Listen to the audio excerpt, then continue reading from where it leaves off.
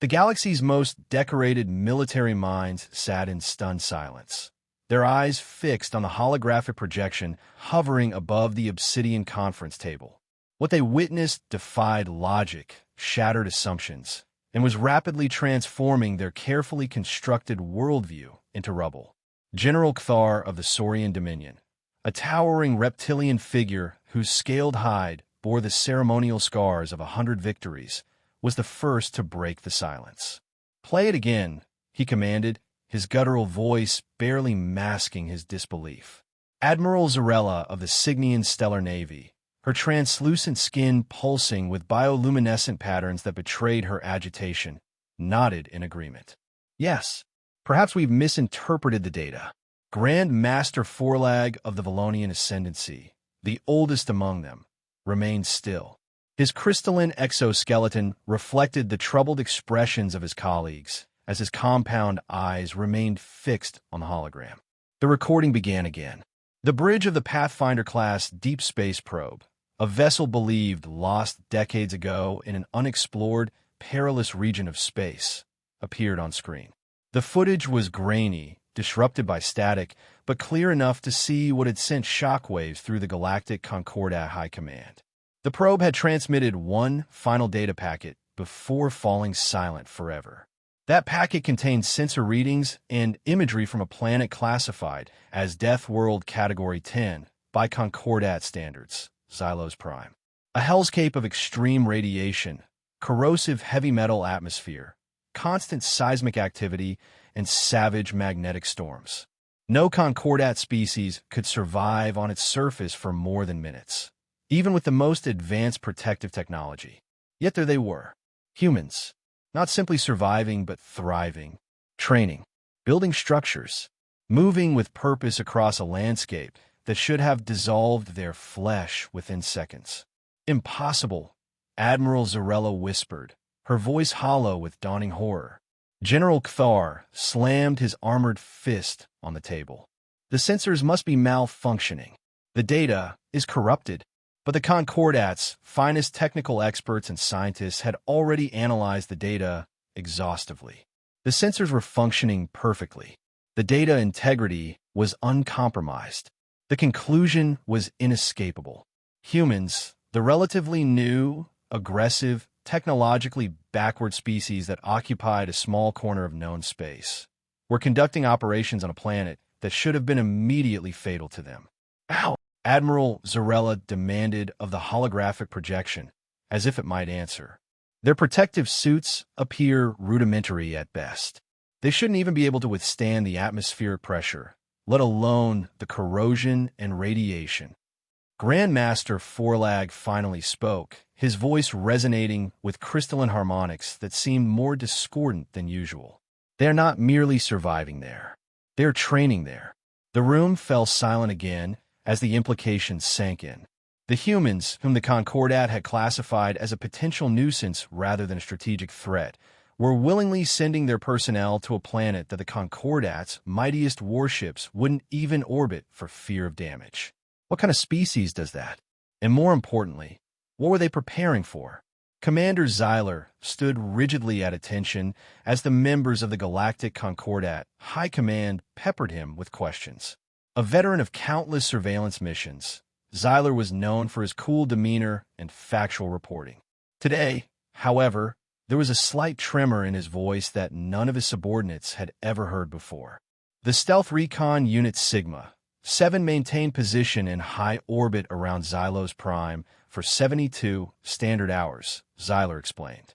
"We deployed microdrones with specialized shielding to the surface. What we observed was difficult to reconcile with established biological parameters." "Spare us your philosophical quandaries, Commander," General Kthar growled. "What exactly did you see?" Xyler tapped a control on his wrist device, and a series of high-definition recordings began playing on the main display. The footage was sharper than the original Pathfinder transmission and correspondingly more disturbing. The first recording showed a group of humans in what appeared to be minimal environmental suits, far too thin and flexible to provide adequate protection against the planet's lethal conditions. They were performing strenuous physical exercises while the ground beneath them trembled violently from seismic activity, causing gravitational fluctuations. These humans, Zeiler explained, were deliberately conditioning themselves to operate in unpredictable gravity fields. Note how they adjust their movements to compensate for the shifts. They're not merely surviving. They're adapting to use the conditions to their advantage. The second recording showed another group traversing an area where acid rain fell in sheets, so caustic it etched patterns into the rocky ground. The humans moved through it with practiced precision. This precipitation contains sulfuric acid concentrations that would dissolve standard Concordat battle armor within minutes, Zeiler noted clinically. Their protective gear should be completely inadequate, yet they sustain only minor injuries. The third recording was perhaps the most disturbing. Humans engaged in hand-to-hand combat training during a metallic dust storm that should have flayed the flesh from their bones. They call this environmental conditioning, Zeiler said, his professional detachment slipping. The dust is composed of microscopic metal shards. It's in their lungs, their eyes, under their skin, and they continue fighting. Admiral Zarella's bioluminescence had dimmed to a pallid glow of distress. Did you manage to intercept any communications? Zeiler nodded and activated another recording.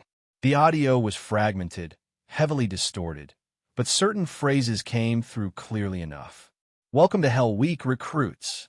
The Forge will either make you or break you. This is just basic environmental acclimatization, ladies and gentlemen. Wait until we start the real training. And most disturbingly, laughter. Actual laughter, echoing through an environment that should have rendered any Concordat species dead, or at least in excruciating agony. My professional assessment, Zeiler concluded, his voice steady once more, is that the humans are systematically using Xylos Prime's hostile environment as a deliberate component of military training of unprecedented harshness. They are not merely enduring these conditions, they are weaponizing them, turning environmental resistance into a form of strength. The silence that followed was profound. The initial skepticism in the high command had vanished, replaced by something rarely seen in these chambers: inchoate fear. Grandmaster Forlag finally broke the silence. Could they be preparing for an invasion?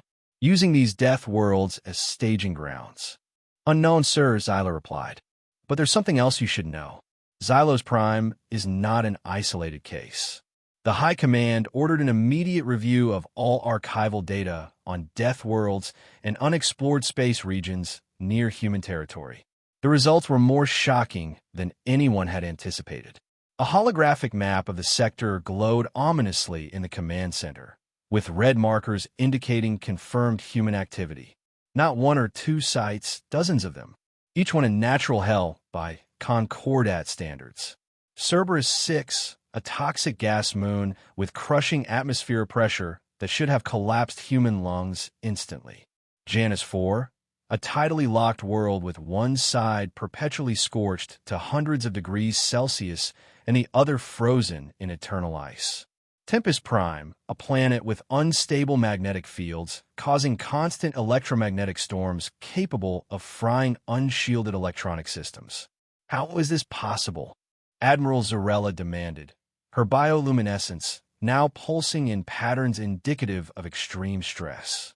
Every one of these worlds is classified as uninhabitable or lethal to all Concordat species.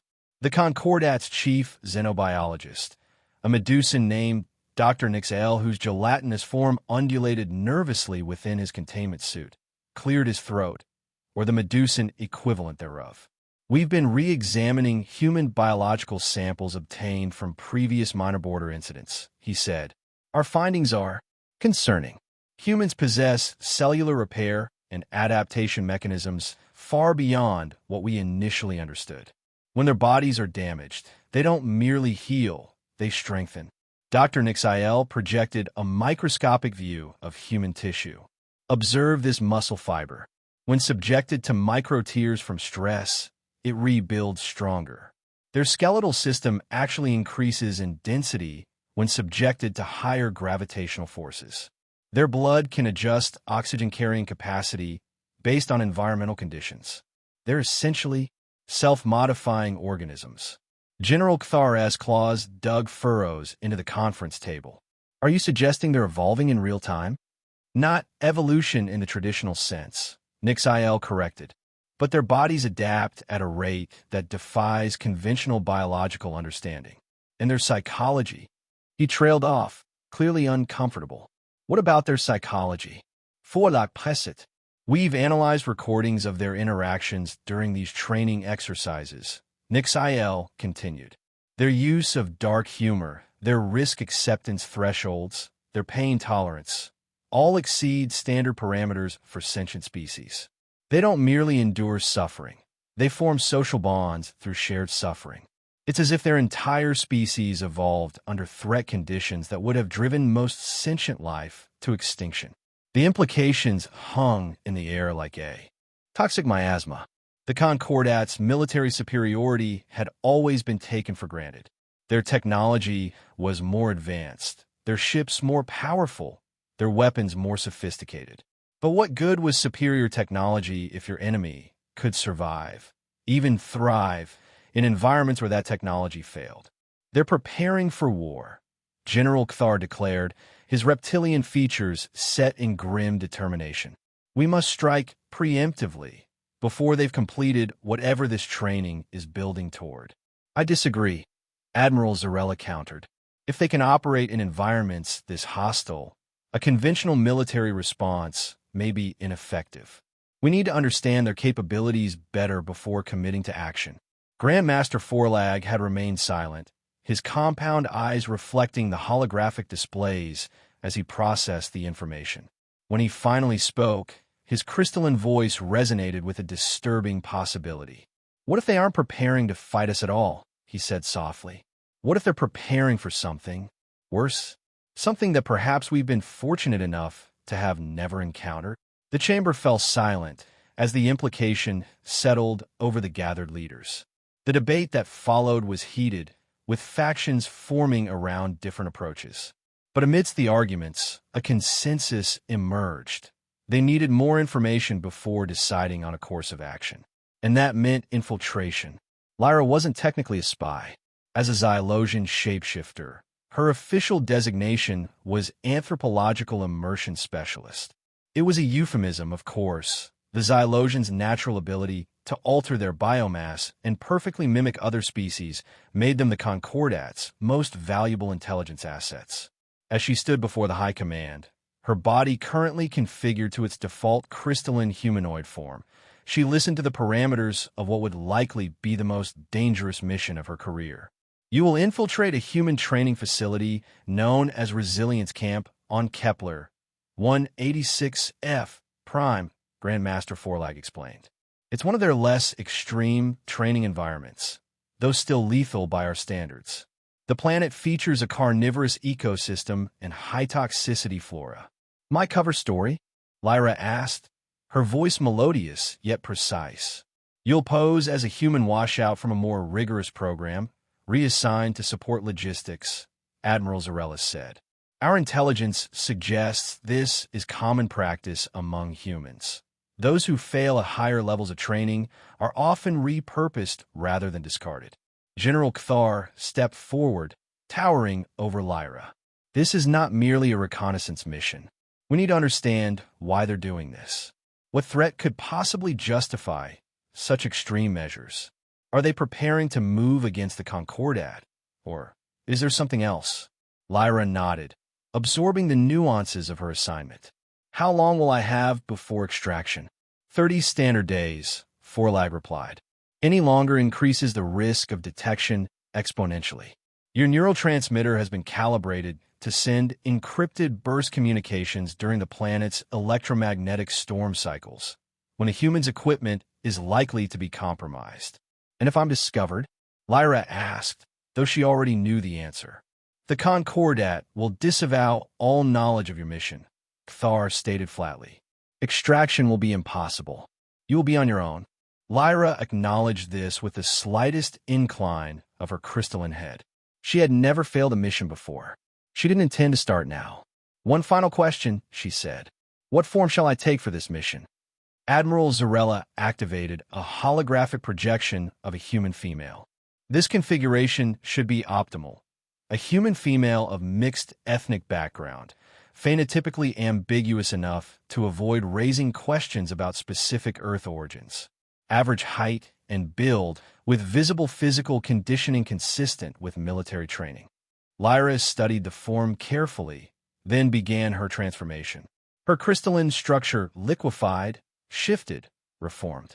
Pale skin replaced translucent crystal. 5-fingered hands emerged. A face with rounded features and eyes of a color humans called hazel took shape.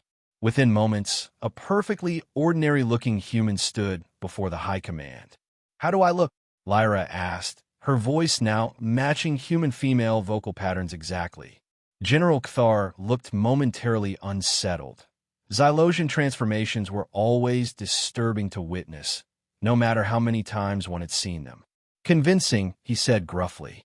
"But remember, appearances are only part of the deception. You must think like them, act like them, understand them. The fate of the Concordat may depend on it." Lyra, now outwardly human in every respect, gave a crisp military salute, a gesture she had studied extensively in human behavioral archives. "I won't let you down," she promised. 3 days later, she was on a stealth transport bound for Kepler, 186F Prime, mentally preparing herself to live among creatures that willingly subjected themselves to hells that the Concordat's finest would flee from in terror. Resilience Camp lived up to its name, though camp was a euphemism for what was essentially a military compound carved into the hostile landscape of Kepler, 186F Prime. Towering electrified fences surrounded the perimeter. Not to keep the humans in, Lyra quickly realized, but to keep the local wildlife out. Or at least, to slow it down. Her infiltration went smoothly. The camp's administration accepted her credentials without question, records falsified by the Concordat's finest information warfare specialists. She was assigned to the logistics division, responsible for equipment maintenance and supply distribution.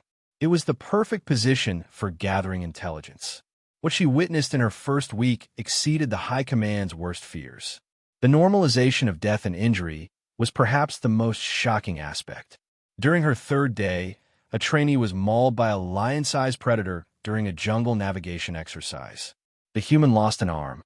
The medical staff treated it as a routine incident, applying battlefield medicine techniques, stabilizing the wounded human, and evacuating them to an orbital medical facility. The next day, the instructor used the incident as a teachable moment, dissecting what the trainee had done wrong while the rest of the group took notes with grim determination. No one questioned whether such training was worth the cost. It was simply accepted. Lyra observed the training regimens with growing unease. Humans were sent into the planet's dense jungles to hunt, or be hunted by, the apex predators. They harvested deadly toxic plants to study them or create crude antidotes. They conducted endurance marches through terrain that shifted unpredictably beneath their feet. The internal culture was equally baffling. Fierce competition existed between trainees, yet there was also a strange camaraderie.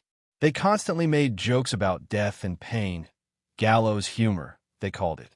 Respect was reserved for those who had survived the harshest challenges, their bodies marked with scars that told stories of endurance beyond anything Lyra had thought possible.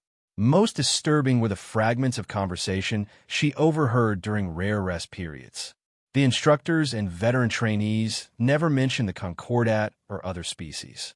Instead, they used terms that made little sense, preparing for the wave, when the veil thins, things from the outside, spirit parasite countermeasures protocols. During her 2nd week, Lyra's careful observations attracted attention. She had been too methodical, too precise in her movements, subtle differences that might go unnoticed among civilians but stood out in a military environment where everyone was trained to spot anomalies.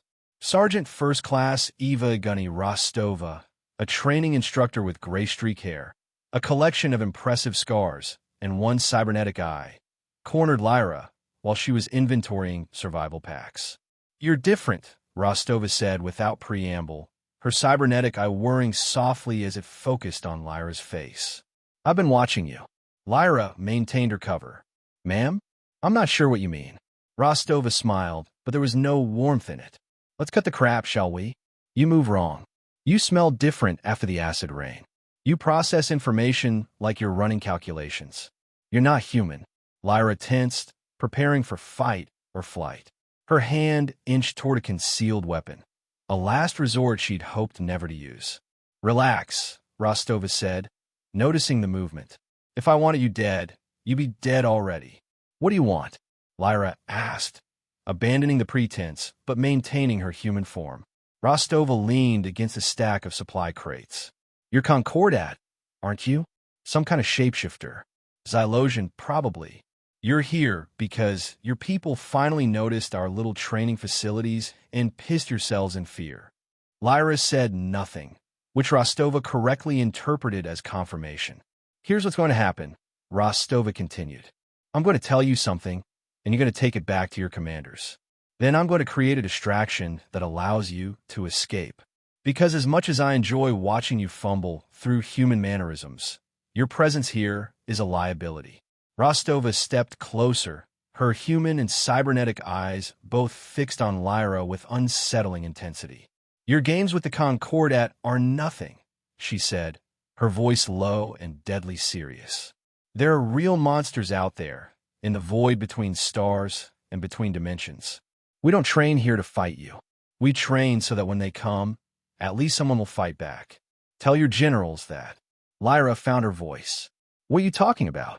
What's coming?" Rostova's expression darkened. "You think we chose to become this? To push our bodies and minds to breaking points and beyond? We evolve on a relatively benign world, you know? But we've seen what waits in the dark spaces. The things that hunger. The things that infect minds and twist reality.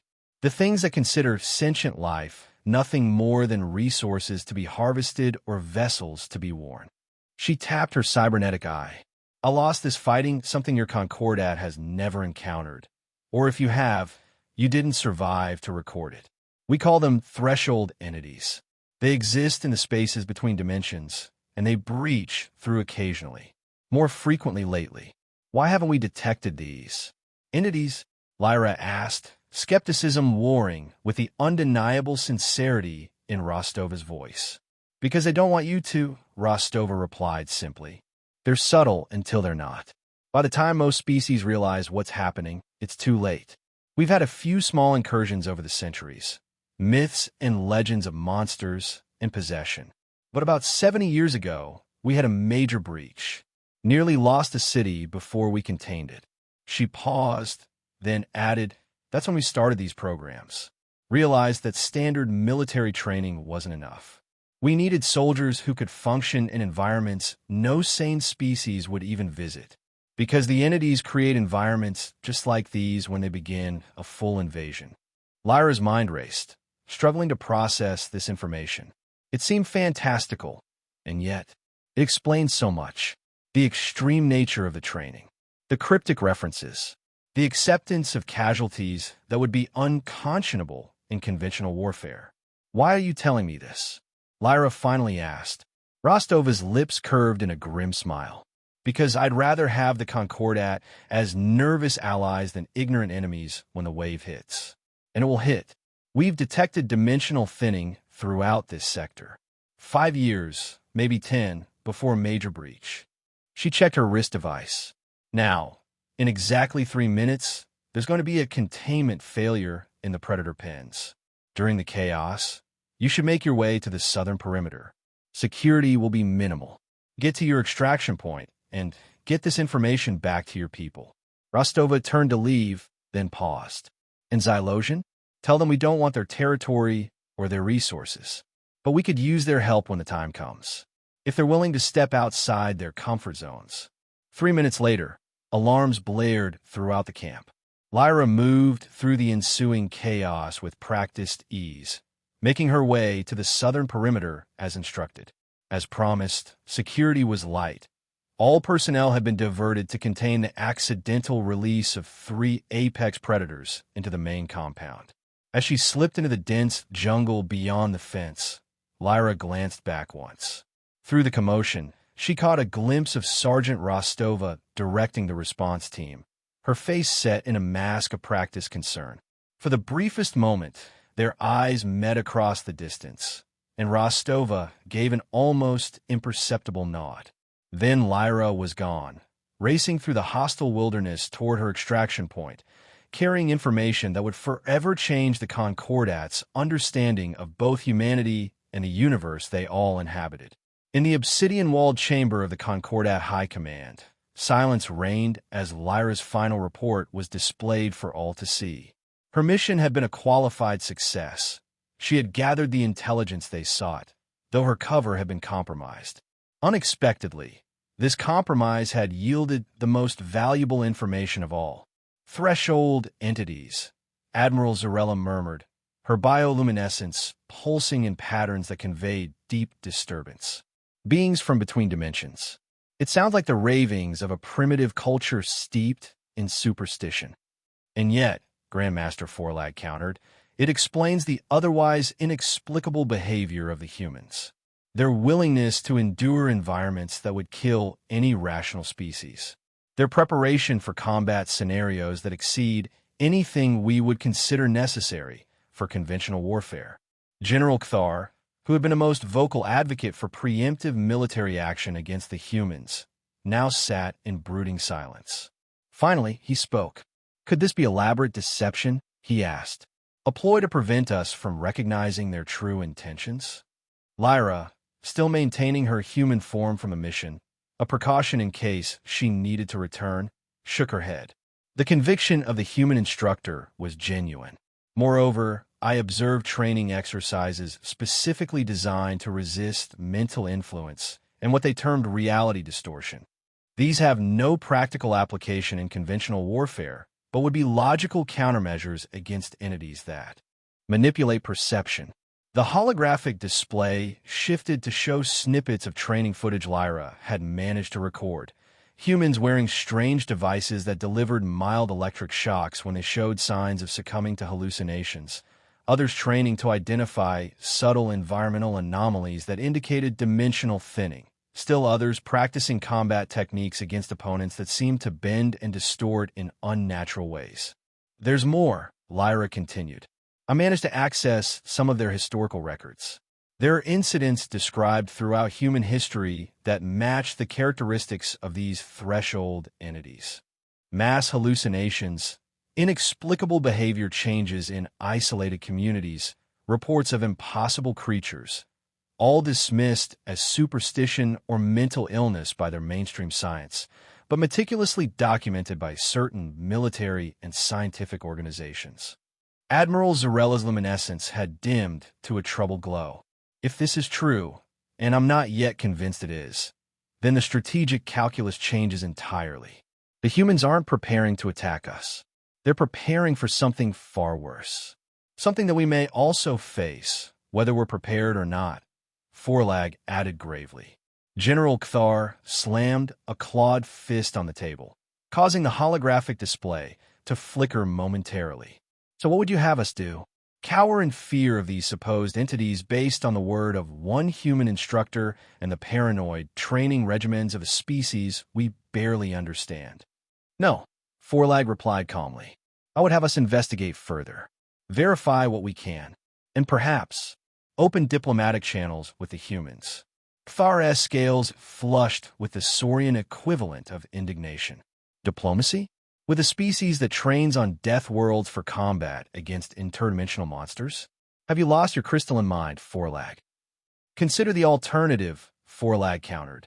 If the humans are correct, and these threshold entities are real, would you rather face such a threat with humanity as an ally or as an enemy? And if they're mistaken or deceiving us, what have we lost by approaching them diplomatically while we continue our own investigations? The debate raged for hours, with factions forming and dissolving as new arguments were presented.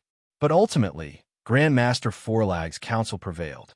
The Concordat would approach humanity cautiously, diplomatically, while simultaneously launching its own investigations into these alleged threshold entities. All military plans against humanity were suspended indefinitely. A new strategic assessment was ordered, one that considered humanity not as a potential threat, but as a possible, if terrifying, ally against a greater danger. And so, it was that 3 standard months after Lyra's return, a high-level diplomatic delegation from the Galactic Concordat, led by Grandmaster Forlag himself, arrived at a neutral space station at the edge of human territory. They came with carefully prepared overtures of peaceful cooperation and cultural exchange, hiding their fear behind masks of diplomatic equanimity. The human representative who greeted them appeared ordinary enough, a middle-aged woman in a conservative diplomatic uniform, with a pleasant smile and professional demeanor. But the Concordat delegates now saw everything through a new lens. The casual way she drank a beverage, coffee, they later learned, that quick analysis revealed contained compounds toxic to most Concordat species. The small scars on her hands that would once have been overlooked, but now evoked images of hellish training camps. The calm with which she discussed potential cosmic dangers with a matter-of-fact pragmatism that bordered on chilling. On behalf of the United Earth government, she said warmly, "I welcome the delegation from the Galactic Concordat. We've long hoped for this day, when our civilizations might begin a dialogue based on mutual respect and, perhaps in time, understanding." Grandmaster Forlag inclined his crystalline head in acknowledgement. "The Concordat reciprocates your welcome and your hopes, Representative Chun. We come in a spirit of peace and cooperation." The diplomatic niceties continued, with carefully worded statements about shared interests and potential areas of cooperation. Neither side mentioned Death World training facilities or threshold entities. Those discussions would come later, after foundations of basic trust had been established. As the initial meeting concluded with an agreement to establish formal diplomatic relations and limited information exchange, the Concordat delegation departed with mixed emotions. They had come to confront a perceived threat and left with an informal alliance with a far more terrifying species, one that stood guard at the edge of horrors they were only beginning to comprehend. Peace had been established, but it was a peace built on fear and uncertainty about the future of the universe. As their ship pulled away from the station, Admiral Zarella gazed out at the stars, her bioluminescence pulsing in the pattern that, in Cygnian culture, represented the ancient concept of keeping enemies closer than friends. "Do you think they're right?" she asked Forlag softly. "About these threshold entities?" The Grandmaster's compound eyes reflected the starfield before them. "I don't know," he admitted. "But consider this.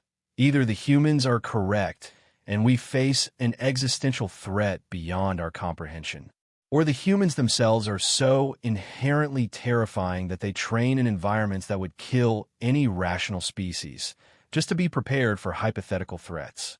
He paused, his crystalline structure refracting light in patterns that conveyed deep contemplation. "Either possibility," he concluded, "suggests that having them as allies is preferable to having them as enemies." The ship accelerated to faster-than-light travel, leaving behind the small space station where a new chapter in galactic history had begun, one in which the most feared warriors in known space might become the first line of defense against horrors lurking in the darkness between dimensions, waiting for the moment when the veil between realities grew thin enough to breach. And on Earth, in the depths of military installations and on the hellish surfaces of training worlds throughout human space, the preparation continued. For the humans knew what lurked beyond the threshold of normal space, and they would be ready when it came, whether their new allies believed them or not.